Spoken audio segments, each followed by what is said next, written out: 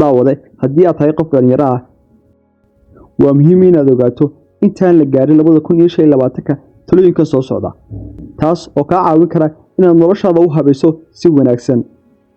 Number 1 baro xirfad cusub. Tiknoolajiyada iyo suuqyada shaqada ayaa si xawli ah isku bedelaya. Barashada xirfad sida barnaamijyada kombiyuutarada, naqshadeynta ama suuqgeynta digitalka ah waxay ku noqon karaan faa'iido weyn. Number 2 samee qorshe nololeed. Qorsheynta iyo dejinta yoolka mustaqbalka waxay ka caawin karaan inaad si dhab ah u gaadho guulo. Ha ku khasaarin waqtiga, qorshe wixii aad rabto inaad mustaqbalka gaadho. Number 3 xiriir fiican la samee dadka kale.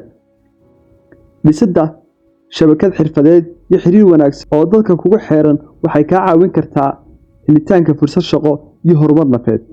Number 4 daryeel caafimaadkaaga. Caafimaadka jirkaaga, maskaxdaada waa muhiim. Samee jimicsi joogto ah, cunto caafimaad leh, kuna dadaal inaad ilaaliso xaaladaada maskaxeed. Number 5 iska ilaali cadaadiska bulshadu keento. Ha ku dhaqmin waxyaabaha aan dhab ahayn oo laga helo social media sida isbarbardhigga dadka kale wuxuu sababi karaa niyad jab. Tixgeli inaad ku noolaato noloshaada dhabta ah adigoo diiradda saaraya waxaad jeceshahay iyo waxaad awoodo. Xasuuso in aad guulaysato adigoon degdegin. Mustaqbalkaaga wuxuu qaadan karaa waqti.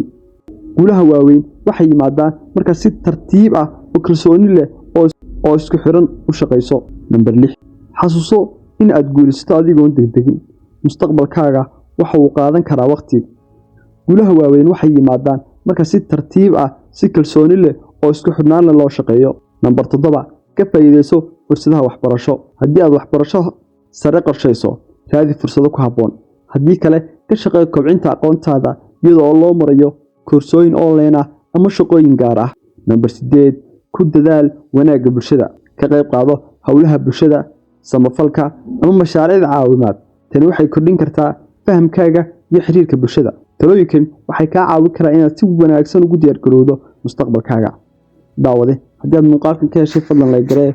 Haddii aad kanaalka cusub tahayna nagu soo biir.